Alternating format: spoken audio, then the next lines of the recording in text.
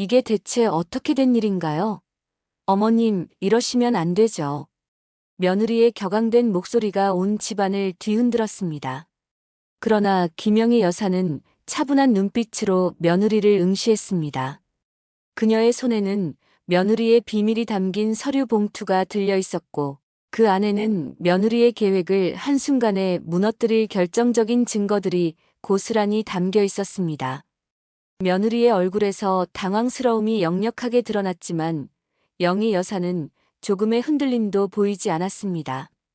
그녀는 오늘 이 자리에서 모든 것을 끝낼 작정이었습니다. 본격적인 이야기를 시작하기에 앞서 구독과 좋아요를 눌러주시면 저에게 큰 힘이 된답니다. 김영희 여사는 평생을 남편과 사별한 후 오직 하나뿐인 아들을 위해 헌신했습니다. 새벽부터 밤늦게까지 일하며 아들의 학비와 생활비를 벌었고 아들이 남부럽지 않게 자랄 수 있도록 모든 정성을 쏟았습니다. 아들은 영희 여사의 바람대로 훌륭하게 성장하여 좋은 직장을 얻었고 이제 결혼까지 하게 되어 영희 여사는 더할 나위 없이 기뻤습니다. 아들이 데려온 며느리 이지혜는 겉보기에는 참했습니다. 서글서글한 눈매에 웃는 얼굴이 예뻤고 말솜씨도 어찌나 좋은지 영희 여사 앞에서는 늘 싹싹하게 굴었습니다. 처음에는 영희 여사도 그런 지혜가 마음에 들었습니다. 우리 아들이 복이 많아 이렇게 착한 아내를 만나는구나 하고 생각했죠. 하지만 함께 지내는 시간이 길어질수록 영희 여사의 마음 한구석에는 알 수 없는 불편함이 자리 잡기 시작했습니다. 지혜는 겉으로는 영희 여사에게 깍듯하게 대했지만 가끔씩 보이는 눈빛이나 말투에서 묘한 이질감을 느꼈습니다. 예를 들어 영희 여사가 무언가를 부탁하면 어머님, 제가 알아서 할게요. 걱정 마세요. 라며 환하게 웃었지만 정작 뒤돌아서면 귀찮다는 듯 한숨을 쉬거나 영희 여사가 듣지 못할 것이라고 생각했는지 혼잣말로 불평하는 소리를 들은 적도 몇 번 있었습니다. 처음에는 자신이 너무 예민하게 생각하는 것이라고 애써 넘겼습니다. 며느리가 아무리 착해도 완벽할 수는 없는 노릇이고 자신도 시어머니로서 부족한 점이 있을 수 있다고 생각했습니다. 영희 여사는 지혜에게 최대한 잘해주려고 노력했습니다. 맛있는 음식을 해주거나 필요한 것이 있으면 먼저 나서서 사주기도 했습니다. 하지만 지혜는 그런 영희 여사의 호의를 당연하게 받아들이는 듯 했습니다. 고맙다는 말보다는 어머님, 이거 제가 필요했는데 어떻게 아셨어요? 라며 능글맞게 웃는 경우가 많았고 때로는 어머님, 다음에는 이걸로 사주세요. 라고 거리낌 없이 요구하기도 했습니다. 그럴 때마다 영희 여사는 며느리의 행동이 조금 지나치다는 생각을 했지만 애써 웃으며 넘겼습니다. 아들이 옆에서 엄마, 지혜가 워낙 솔직해서 그래요. 이해해줘요. 라고 두둔했기 때문이었습니다. 어느 날 지혜는 영희 여사에게 함께 절에 가자고 했습니다. 영희 여사는 절에 다니는 것은 좋아했지만 며느리와 함께 가는 것은 조금 의외였습니다. 지혜는 평소 불교에 관심이 없는 듯 보였기 때문이었습니다. 하지만 며느리가 먼저 제안하니 싫지 않았습니다. 영희 여사는 지혜와 함께 절에 가서 마음의 평화를 얻고 싶었습니다. 어쩌면 절에 다녀오면 며느리에 대한 자신의 불편한 마음도 사라질지 모른다는 작은 기대를 했습니다. 그렇게 영희 여사는 며느리 지혜와 함께 산속 깊은 곳에 있는 절로 향했습니다. 절에 도착하자마자 영희 여사는 익숙한 향내음에 마음이 편안해지는 것을 느꼈습니다. 주지 스님은 오랜만에 찾아온 영희 여사를 반갑게 맞이해 주었습니다. 영희 여사는 주지 스님에게 며느리 지혜를 소개했습니다. 스님은 온화한 미소를 지으며 영희 여사에게 덕담을 건넸습니다. 그러나 스님의 시선이 지혜에게 닿는 순간 그의 얼굴에서 미소가 사라지고 알 수 없는 정색이 스쳤습니다. 잠시 침묵이 흘렀고 스님은 다시 영희 여사를 바라보며 조용히 입을 열었습니다. 보살님, 며느님께서 마음이 여려 보이는 듯하나 관상이 심상치 않으니 모든 것을 다 내어주려 하지 마십시오. 매사에 조심하고 특히 재물에 있어서는 신중을 기해야 할 것입니다. 스님의 목소리는 낮고 차분했지만 그 말 속에는 분명한 경고가 담겨 있었습니다. 영희 여사는 스님의 말을 듣고 적잖이 당황했습니다. 스님이 이렇게 직접적으로 누군가에 대해 이야기하는 경우는 드물었기 때문입니다. 하지만 애써 아무렇지 않은 척 스님, 무슨 그런 말씀을 하십니까? 저희 지혜는 착하고 여린 아이입니다. 라고 답했습니다. 영희 여사는 스님의 말이 자신의 며느리에 대한 의심과 불안 때문이라고 생각하고 싶지 않았습니다. 옆에 있던 지혜는 스님의 말이 불쾌한 듯 얼굴을 찡그렸습니다. 그녀는 스님의 시선을 피하며 불편한 기색을 숨기지 못했습니다. 절을 나서는 내내 지혜는 평소와 다르게 말이 없었고 영희 여사는 그런 며느리의 모습에 더욱 마음이 편치 않았습니다. 집으로 돌아온 후에도 스님의 경고는 영희 여사의 머릿속을 맴돌았습니다. 모든 것을 다 내어주지 마라, 재물에 신중하라는 말이 자꾸만 떠올랐습니다. 영희 여사는 혹시 자신이 며느리에 대한 편견을 가지고 있는 것은 아닌지, 스님의 말을 너무 확대 해석하는 것은 아닌지 스스로에게 질문했습니다. 하지만 이전에 지혜에게서 느꼈던 미묘한 위화감과 스님의 경고가 겹쳐지면서 영희 여사는 며느리를 향한 의심의 끈을 완전히 놓을 수 없었습니다. 그녀는 자신도 모르게 지혜의 행동을 예의주시하기 시작했습니다.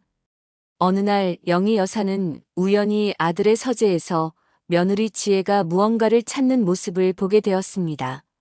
지혜는 영희 여사의 눈을 피하듯 급하게 책상 위에 있던 서류들을 정리했습니다. 영희 여사는 별다른 생각 없이 지혜야, 거기서 뭐 찾니? 라고 물었고 지혜는 순간 당황한 듯 어머님. 그냥 남편 서류 정리하고 있었어요. 라며 얼버무렸습니다. 영희 여사는 그때까지만 해도 대수롭지 않게 여겼지만 며칠 뒤 또다시 비슷한 상황이 반복되자 의구심이 들었습니다. 지혜가 아들 몰래 무언가를 숨기고 있는 듯한 느낌을 지울 수 없었습니다. 영희 여사는 아들이 출근한 후 지혜의 방에 들어가 보았습니다. 며느리의 물건을 뒤지는 것은 내키지 않았지만 스님의 경고와 며느리의 수상한 행동들이 그녀를 망설이게 했습니다. 옷장 서랍을 열어보니 지혜의 개인 물품들 사이에 얇은 서류 봉투가 하나 놓여 있었습니다. 호기심에 봉투를 열어본 영희 여사는 충격에 휩싸였습니다.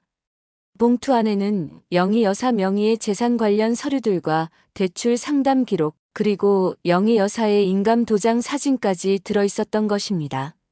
더욱 놀라운 것은 그 서류들이 복사된 것이 아니라 원본이거나 원본에 준하는 중요 문서들이라는 점이었습니다. 영희 여사는 손이 떨려오는 것을 느꼈습니다. 스님의 경고가 단순한 덕담이 아니라 실제 상황을 예견한 것이었음을 직감했습니다. 며느리 지혜가 자신의 재산을 노리고 있었다는 사실에 영희 여사는 배신감과 함께 엄청난 충격에 빠졌습니다. 그녀는 며느리의 진짜 얼굴을 마주한 듯한 기분이 들었습니다. 영희 여사는 손에 들린 서류 봉투가 무겁게 느껴졌습니다. 며느리 지혜가 자신의 재산을 노리고 있었다는 사실은 충격을 넘어선 배신감으로 다가왔습니다. 스님의 경고가 단순한 우연이 아니었음을 깨달은 순간 영희 여사의 머릿속은 복잡하게 얽혔습니다. 어떻게 이런 일이 일어날 수 있는지, 아들은 왜 아무것도 모르는지, 그리고 이제 자신은 어떻게 해야 할지 막막했습니다. 하지만 영희 여사는 이대로 당하고만 있을 수는 없다고 생각했습니다. 그녀는 지혜의 행동을 더욱 면밀히 관찰하기 시작했습니다. 지혜는 여전히 영희 여사 앞에서 착한 며느리 연기를 이어갔습니다. 영희 여사가 슬쩍 재산이나 노후 계획에 대해 이야기하면 지혜는 걱정스러운 표정으로 어머님, 저희가 있는데 무슨 걱정이세요? 저희가 다 알아서 할게요. 라며 영희 여사를 안심시키려 했습니다. 그러면서도 은근슬쩍 영희 여사의 재산 규모나 금융 자산에 대한 정보를 캐내려 했습니다. 예를 들어, 어머님, 혹시 적금 드신 거 있으세요? 요즘 금리가 좋다고 해서요. 라거나 어머님, 땅은 언제 파셨어요? 요즘 땅값이 많이 올랐던데. 와 같은 질문을 던졌습니다. 영희 여사는 지혜의 말이 순수한 관심에서 우러나온 것이 아님을 직감했습니다. 며칠 뒤 영희 여사는 지혜가 아들과 통화하는 내용을 우연히 엿듣게 되었습니다. 지혜는 아들에게 오빠, 어머님 명의로 대출받을 수 있는 게 있을까? 사업 자금이 급하게 필요한데 오빠 명의로는 어렵다고 하더라고. 라고 말했습니다. 아들은 처음에는 망설이는 듯 했지만 지혜의 집요한 설득에 결국 알았어. 내가 한번 알아볼게. 그런데 엄마한테는 비밀로 해야 해. 라고 답했습니다. 이 대화를 듣는 순간 영희 여사는 온몸의 피가 차갑게 식는 것을 느꼈습니다. 며느리가 자신의 재산을 가로채기 위해 아들까지 이용하고 있다는 사실에 영희 여사는 충격과 분노를 금할 수 없었습니다. 스님의 경고가 현실이 되고 있음을 뼈저리게 깨달았습니다. 영희 여사는 아들에게 이 사실을 알리려 했습니다. 아들은 처음에는 믿지 않으려 했습니다. 엄마, 지혜는 그럴 사람이 아니에요. 엄마가 괜히 오해하시는 거예요. 라며 지혜를 두둔했습니다. 영희 여사는 아들에게 지혜의 방에서 발견한 서류 봉투와 대출 통화 내용을 말했지만 아들은 여전히 믿지 않았습니다. 오히려 영희 여사가 며느리를 미워해서 없는 사실을 지어낸다고 생각하는 듯 했습니다. 엄마, 지혜는 늘 엄마한테 잘하려고 노력했어요. 왜 자꾸 지혜를 못 믿으시는 거예요? 아들의 말에 영희 여사는 깊은 절망감에 빠졌습니다. 자신의 아들마저 며느리에게 속아 넘어가고 있다는 사실이 너무나도 비통했습니다. 영희 여사는 고립감을 느꼈습니다. 믿었던 아들마저 자신을 믿어주지 않으니 이제 누구에게 이 사실을 이야기해야 할지 막막했습니다. 며느리 지혜는 영희 여사가 모든 것을 알고 있다는 사실을 전혀 눈치채지 못한 듯 여전히 영희 여사 앞에서 천진난만한 얼굴로 행동했습니다. 그런 지혜의 이중적인 모습에 영희 여사는 소름이 돋을 지경이었습니다. 영희 여사는 밤잠을 설쳤습니다. 이대로 며느리에게 모든 것을 빼앗길 수는 없었습니다. 그녀는 자신이 할 수 있는 모든 방법을 동원해서라도 며느리의 실체를 밝히고 아들을 지켜야겠다고 다짐했습니다. 영희 여사는 자신의 오랜 친구에게 전화를 걸었습니다. 어쩌면 그 친구만이 자신을 이해하고 도와줄 수 있을 것이라고 생각했습니다. 영희 여사의 오랜 친구인 정숙은 영희 여사의 이야기를 듣자마자 한달음에 달려왔습니다. 정숙은 영희 여사가 내민 서류들과 그간 겪었던 일들을 차분히 들었습니다. 영희 여사의 떨리는 목소리와 깊어진 눈가의 주름에서 그녀가 얼마나 힘들었는지 정숙은 짐작할 수 있었습니다. 정숙은 변호사 지인을 통해 지혜의 뒤를 조사해보자고 제안했고 영희 여사는 마지막 지푸라기라도 잡는 심정으로 친구의 제안을 받아들였습니다. 정숙의 도움으로 영희 여사는 지혜의 과거 행적과 금융거래 내역을 은밀하게 조사하기 시작했습니다. 놀랍게도 지혜는 결혼 전에도 비슷한 수법으로 여러 사람에게 금전적 피해를 입힌 전력이 있었습니다. 심지어 그녀는 이전에도 위장 결혼을 통해 재산을 가로채려 했던 적이 있다는 사실까지 밝혀졌습니다. 영희 여사는 지혜가 얼마나 치밀하고 계획적인 인물이었는지 깨닫고 온몸에 소름이 돋았습니다. 스님의 경고가 단순한 관상 이야기가 아니라 지혜의 본성을 꿰뚫어 본 예언이었음을 비로소 확신했습니다. 증거 수집은 신중하게 이루어졌습니다. 영희 여사는 지혜가 아들과 통화하는 내용을 녹음했고 지혜가 영희 여사 명의의 재산 관련 서류를 몰래 촬영하거나 대출 상담을 진행했던 기록들을 하나씩 모았습니다. 이 모든 과정이 아들에게 들키지 않도록 조심 또 조심했습니다. 아들이 지혜를 너무나 믿고 있었기 때문에 자칫 잘못하면 오히려 영희 여사 자신이 역공을 당할 수도 있는 상황이었습니다. 영희 여사는 마음을 굳게 먹었습니다. 아들이 잠시 출장을 간 틈을 타 영희 여사는 지혜에게 모든 진실을 마주할 자리를 만들기로 했습니다. 영희 여사는 아들이 집으로 돌아오기 전 미리 변호사와 정숙을 집으로 불렀습니다. 그리고 지혜에게도 잠시 이야기할 것이 있으니 거실로 나오라고 했습니다. 영희 여사의 얼굴은 그 어느 때보다 단호했습니다. 지혜는 영희 여사의 싸늘한 표정에 어딘가 불안해 보였지만 애써 태어난 척 영희 여사 앞에 앉았습니다. 영희 여사는 침착한 목소리로 지혜야, 내가 우리 아들에게 접근한 진짜 이유가 무엇인지 알고 싶구나. 라고 말했습니다. 지혜는 눈을 동그랗게 뜨고 어머님, 무슨 말씀을 그렇게 하세요? 제가 남편에게 접근하다니요? 라며 시치미를 뗐습니다. 영희 여사는 더 이상 길게 이야기할 필요가 없다고 판단했습니다. 그녀는 미리 준비해둔 녹음 파일을 재생했습니다. 파일 속에는 지혜가 아들에게 영희 여사의 명의로 대출을 종용하고 재산 정보를 캐내는 대화 내용이 고스란히 담겨 있었습니다. 녹음이 끝나자 지혜의 얼굴은 새하얗게 질렸습니다. 그녀는 변명조차 제대로 하지 못하고 덜덜 떨기 시작했습니다.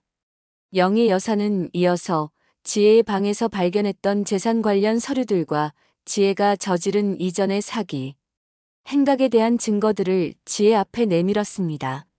모든 증거 앞에서 지혜는 더 이상 도망칠 곳이 없었습니다.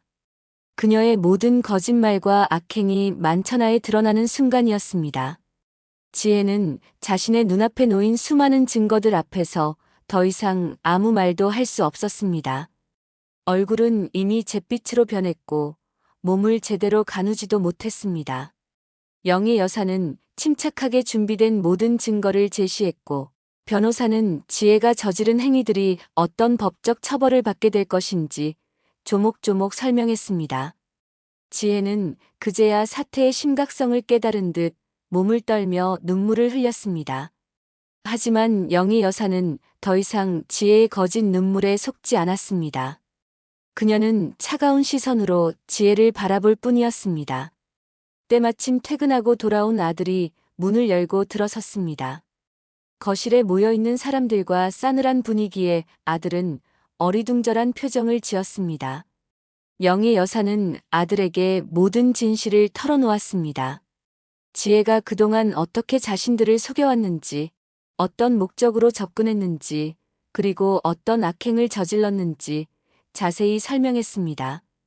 아들은 처음에는 믿기지 않는다는 표정으로 영희 여사와 지혜를 번갈아 보았습니다. 하지만 영희 여사가 제시한 명백한 증거들과 변호사의 설명을 들으면서 아들의 얼굴에서는 충격과 절망감이 교차했습니다. 아들은 지혜에게 이게 다 사실이야? 정말이야? 라고 떨리는 목소리로 물었고 지혜는 고개를 숙인 채 아무 대답도 하지 못했습니다. 지혜의 침묵은 모든 진실을 인정하는 것이나 다름없었습니다. 자신이 그동안 사랑하고 믿었던 아내의 추악한 민낯을 마주한 아들은 큰 충격에 빠졌습니다. 그는 영희 여사에게 엄마 죄송해요. 제가 너무 어리석었어요. 엄마 말씀을 믿지 못해서 정말 죄송합니다. 라며 고개를 숙였습니다. 영희 여사는 비로소 아들의 진심을 확인하고 깊은 안도감을 느꼈습니다. 물론 아들의 상처가 깊을 것이라는 것을 알았지만 더 큰 불행을 막았다는 사실에 감사했습니다.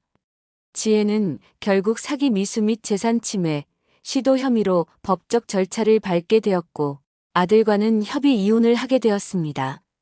결혼 생활은 짧았지만 그 시간 동안 겪었던 아픔은 깊었습니다. 며느리 지혜가 집을 떠난 후 집안에는 비로소 평화가 찾아왔습니다. 아들은 한동안 힘든 시간을 보냈지만 영희 여사의 곁에서 위로를 받으며 점차 안정을 찾아갔습니다. 영희 여사는 아들에게 스님의 경고와 그동안 자신이 느꼈던 불안감에 대해 솔직하게 이야기했고 아들은 엄마의 지혜와 현명함에 깊이 감사했습니다. 아들은 엄마의 말을 무시했던 자신을 자책하며 앞으로는 엄마의 이야기에 더욱 귀 기울이겠다고 다짐했습니다. 모자 관계는 이 일을 계기로 더욱 단단해졌습니다. 영희 여사는 이제야 비로소 진정한 마음의 평화를 찾았습니다. 스님의 경고를 흘려듣지 않고 며느리의 실체를 밝혀낸 것이 천만다행이었다는 생각에 안도했습니다. 비록 아들이 이혼이라는 아픔을 겪었지만 더 큰 재산, 피해와 마음의 상처를 막을 수 있었던 것은 영희 여사의 용기와 지혜 덕분이었습니다.